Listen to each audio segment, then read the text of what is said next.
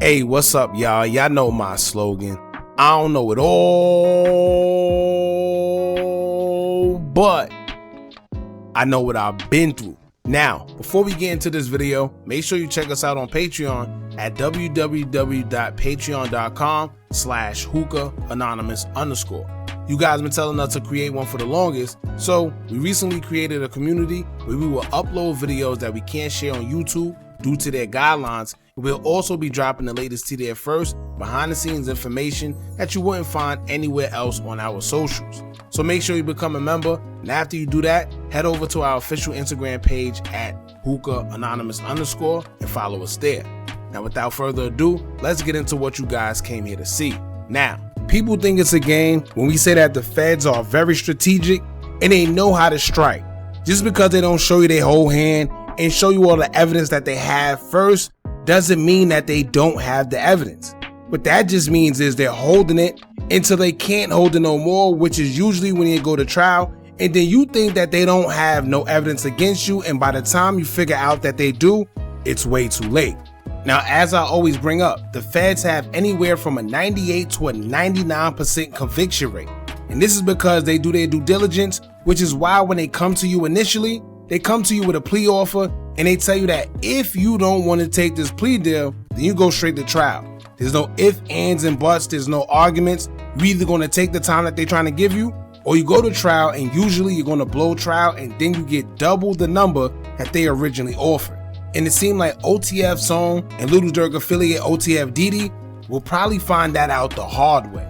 Well, not probably, he definitely will. Now, honestly, I think this move that he made when he tried to get a bond offer was basically him trying to find out if they got more evidence against him. If his attorneys are smart, what they tried to do was force the government to basically tell them what they got against him and whatever new additional charges that they're trying to bring up, because as y'all know, they're saying that trial is going to be pushed back yet once again. So what he tried to do, or maybe his lawyers tried to move strategic, they tried to get him a bond offer where it was a win-win situation. If they allowed him to get bond, he'll be out on the streets. But if they didn't, they would have to prove why they're keeping him in there for extra time. And the fact that they're keeping him, now they had to show that yet they have more evidence and more that they're bringing against OTF Dede. And the details that they have, it's not looking good. Now first, let's start off with the two additional charges that they're trying to bring up. Remember the death of Stephon Mack, where at first Little Durk was being charged with M for hire, and he was like a person of interest, and then they kind of just dropped it. We didn't really hear any reason why, we just heard that they dropped it. But like I told y'all before, the feds are not going to do all that work just to let it go to waste. Lo and behold, we're hearing now that they're bringing it back up and they got more evidence on why they believe that Little Durk was included in that Stephon Mack case. Now keep in mind that everybody is innocent until proven guilty, but the only problem with this situation is they have cooperators working against certain individuals, so it's hard to prove your innocence when you have people that's involved in the case saying that you had some involvement. Not to mention, it makes it even worse when they have evidence and reason to believe that you had something to do with it. And with that being said, not only was Stephon Mack allegedly one of the guys that took the life of Little Durk's brother Money Making D Thing, which will start off as a motive, but they also have the guys who are the suspects bringing up Little Durk's name and talking about collecting a payment. One of the suspects was in jail basically running his mouth and admitted that OTF and Little Durk, or somebody affiliated with OTF, was supposed to pay him money for the hit. And then fast forward, you also got the last guy, Marley, who just basically copped out in the case, also telling police that there was in fact a hit on Stephon Mack's head. Now that's all the information that they told us publicly. It's no telling what was said privately about who else had involvement and what it entailed. So we don't know, but what we do know is they admitted that there was a bounty put on Stephon Mack's head, and then you also have one of the suspects admitting that the bounty came from OTF while he was incarcerated. Now keep in mind, y'all, it's not what you know, it's what you can prove. And in the court of law, all you gotta do is persuade a jury to believe it, and it's over. Now the other piece of evidence would come from that Atlanta case that Little Durk caught with Bezu, Hella Benz, and King Von.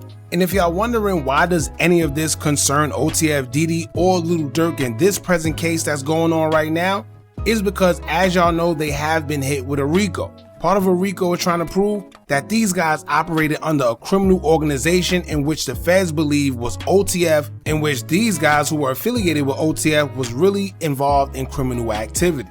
And it don't help that majority of OTF, or anybody that we seen publicly claim it, is currently incarcerated, which only plays into the whole criminal organization thing. Now we're going to get into the documents of the government's response of OTF Dede requesting for a bond reconsideration. He thought he was off the hook, but they're claiming that they have evidence, text message evidence, of OTF Dede allegedly recruiting people to fly out to LA to participate in the M of Little Pab, and they got photos of him in In-N-Out Burger with co-defendants less than 45 minutes after they allegedly took his life. Crazy. Now we're going to get into it, y'all, but before we do, make sure you hit that thumbs up button, hype the video so we can get into the algorithm, and if you not subscribed to the platform already, make sure you do so now. Let's get into it. Now, the Memorandum of Points and Authorities documents will state, quote, Defendant DeAndre Williams' application for bond reconsideration is premised on the government's decision to bring additional murder charges arising from the execution-style murder that defendant and his co-conspirators committed on August 19, 2022. Defendant also falsely suggests that his role in the Los Angeles murder is materially subordinate to every other charged defendant. Both arguments lack merit and should be rejected. Indeed, the facts before the court only strengthen the case for detention. Defendant allegedly committed the charged murder while released on bond, facing separate murder charges in Chicago. Sheesh. Defendant was later acquitted of that conduct, but his criminal history, including pending state charges for aggravated unlawful use of a weapon, established his continued dangerousness. Defendant's leadership role in the charged murder further supports denying his request for bond reconsideration. Defendant is charged with recruiting other hitmen to travel across the country to hunt an unalived TB, a rival of defendant Banks. Defendant and the other hitmen then traveled to California to carry out the brazen, premeditated Gang M. Once they arrived, defendant and his co-conspirators used 2 vehicles to track and stalk TB from the night of August 18th until the afternoon of August 19th when the murder occurred. Specifically, after tracking the rival to a busy gas station in Beverly Hills, 3 of defendant's co-conspirators opened fire with multiple firearms, including a machine gun. Missing surveillance video shows that less than 45 minutes later, while SR's bullet-riddled body was being removed from a vehicle, defendant was ordering food and laughing with his co-conspirators as depicted in the screenshot below. This is not a closed case. The evidence of defendant's guilt is significant and includes testimony from multiple witnesses, text messages showing defendant recruited others to commit the crime, and other evidence showing defendant's leadership role in the alleged law, and establishes that he poses an extraordinary danger to the community. Contrary to defendant's position, the government's decision to bring new charges alleging additional murder and violent crimes committed by defendant's gang enterprise is not mitigated. No condition or combination of conditions can reasonably assure either the safety of the community or defendant's appearance. The application should be denied. Defendant must be detained pending trial where no condition or combination of conditions will reasonably assure the appearance of the person as required and the safety of any other person in the community. Affirming detention order, even though murder for hire defendant had never previously been charged with a violent crime, because the record contains compelling evidence of defendant's participation in the charged crimes and his knowledge and acquiescence in the use of violence to commit them, which admits a clear and compelling finding that he posed a threat of future harm. Affirming detention order for defendant whose danger to the community was clearly and convincingly evidenced by his readiness to commit the charged murder for hire. Conclusion: defendant's release will pose a grave risk to the safety of the public and witnesses and potential witnesses in this case. Condition or combination of conditions can ensure defendant's appearance or mitigate his danger to the community. The court should order defendant detained. Now I know that was a lot, but let's break down the 3 bases in which they're trying to keep him detained for. 1, they say they have multiple witnesses basically pointing him out, saying that he was one of the shooters allegedly that unalived Little Pab. So that's 1, but then 2, his past is coming back to haunt him. Like I always tell y'all before, just because you do a bunch of crimes and you get off and you think that you're getting away, what you're really doing is building up your rap sheet. And when you get in trouble in the future, what they're gonna do, even though they say that they don't, they're going to use it against you, as you see here. They're talking about his previous criminal history where he was involved or said to be involved in certain bodies dropping and is coming back to haunt him, as they're saying that he would be a grave risk if he was put back into the community. Now, would he? Who knows?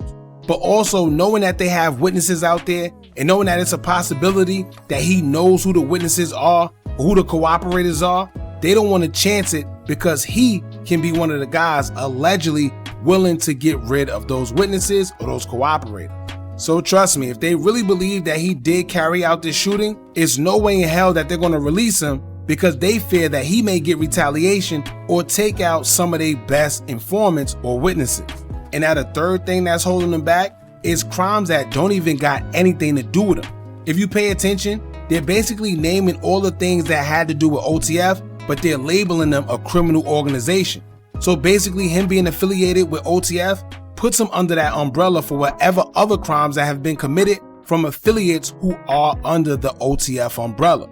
See how that works? So even though somebody else probably did something to somebody else, or probably took the life of somebody else, or whatever other crime that they being accused of, what happens is it falls under the OTF umbrella and everybody gets affected by it. That's pretty much what a RICO is.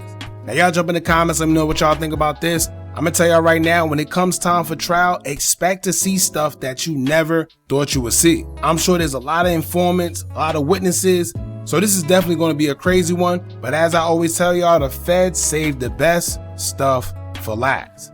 Y'all jump in the comments, let me know what y'all think about this. Don't forget to like, comment, share, and subscribe. Hit that bell so you're notified every time we drop new content. And remember, as long as you keep on watching, I'ma keep on dropping.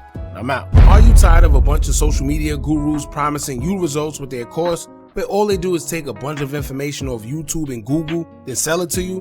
Well, look no further.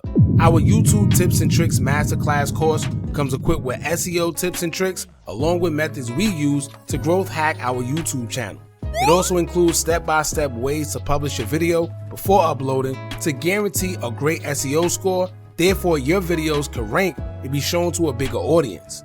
Views and subscribers don't come by luck, and just how YouTube have an algorithm, you should have one as well that can guarantee you results. We doing websites and softwares we personally use to generate money creating Faceless YouTube channels. If you also would like to skip the process and just buy other pre-built accounts, whether it's Instagram, YouTube, or Facebook, we also threw that in there for you too. We went through trial and error, so you don't have to. Click the link in the description or the comments and get started today.